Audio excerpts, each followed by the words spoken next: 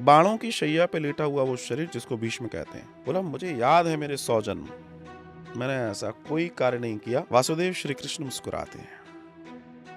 वो कहते हैं, भीष्म तुमने बहुत सुंदर प्रश्न किया, जगत कल्याण का प्रश्न है ये, कि जो घटना घटेगी उस घटना से नहीं बच सकते, हमने जो किया है हम उससे नहीं बच सकते। जो भी आत्मा जिस भी शरीर में है वो उन कारणों को लेकर चल रही है जो कारण पीछे से चले आ रहे हैं।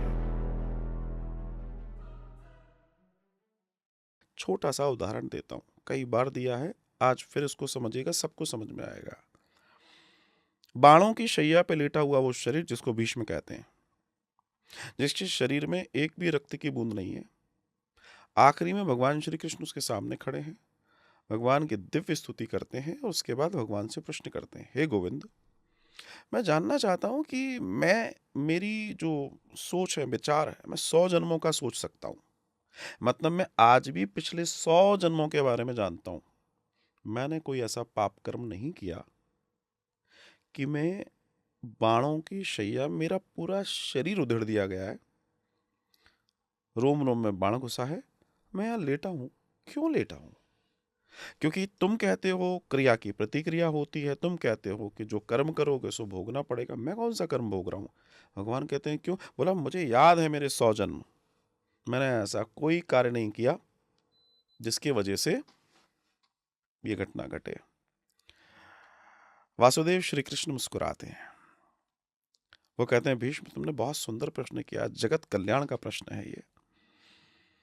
निश्चित तुम्हें अपने 100 जन्म याद है, ये तुम्हारी लिमिट है, और मैं सभी के अनंत जन्मों का ज्ञाता हूं, अनंत जन्मों का। जब जब से मैंने रचना की है मैं सबके बारे में जानता हूं, मैं अनंत ज्ञान से परिपूर्ण हूं। तो मैं तुम्हें एक कथा कहता हूं, और ये कथा है सतयुग की, और अभी तुम हो द्वापर में।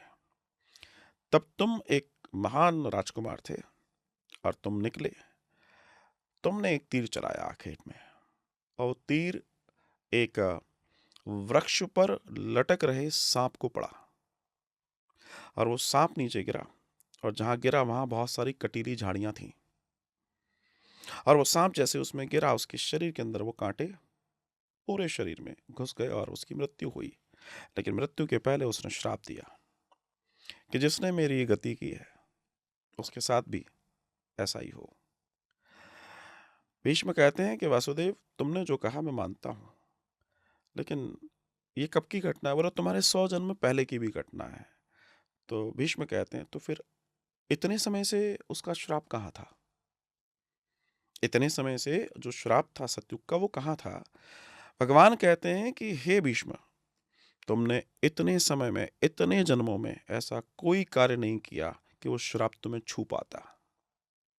वो वेट कर रहा था, वो तुम्हारा कर्म तुम्हारा इंतजार कर रहा था कि जब तुम वैसी स्थिति में जाओगे तब वो श्राप कार्य करेगा, और इस बार ऐसा हुआ।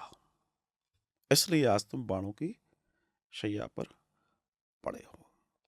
तो आपने जो प्रश्न किया था, जो आत्मा के स्वभाव और आत्मा की यात्रा के बारे में, कि वो उस तरीके से कैसे रिएक्ट, वो सारी चीजें, तो इस उदाहरण से मेरे ख्याल से बहुत आसानी से समझ में आ जाएगा कि जो घटना घटेगी उस घटना से नहीं बच सकते, हमने जो किया है हम उससे नहीं बच सकते।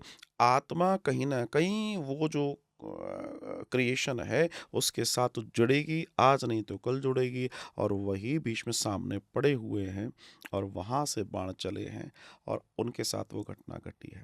तो चाहे मैं हूँ, आप हो, इस जगत में कोई भी व्यक्ति है, जो भी आत्मा जिस भी शरीर में है, वो उन कारणों को लेकर चल रही है जो कारण पीछे से चले आ रहे हैं। अगर वो आत्मा प्रकाश के संपर्क में नहीं आई है, प्रकाश मतलब ईश्वर, अगर वो आत्मा प्रकाश के संपर्क में नहीं आई है, ज्ञान के संपर्क में नहीं आई है, आध्यात्म के संपर्क में नहीं आई है, तो मुक्त नहीं हो सकती। वो बार बार ये डायरियां, पुराने जत्थे लेके नए शरीर में इसी सॉफ्टवेयर के साथ, क्योंकि शरीर क्या है? हार्डवेयर, आत्मा है सॉफ्टवेयर। अब सॉफ्टवेयर बदल ही नहीं रहा है। क्यों नहीं बदल रहा है? थोड़े बहुत अपग्रेडेशंस हो रहे हैं समय के हिसाब से, चीज़ों के हिसाब से। पता पड़ा वो अमेरिका में पैदा हो गया तो ठंड ज़्यादा थी उस तरफ, और यहाँ आ गया तो उष्ण था, बस इतना सा अंतर है, बाकी तो चीज़ें वही हैं, स्वभाव वही है। ये मूल कारण है आत्मा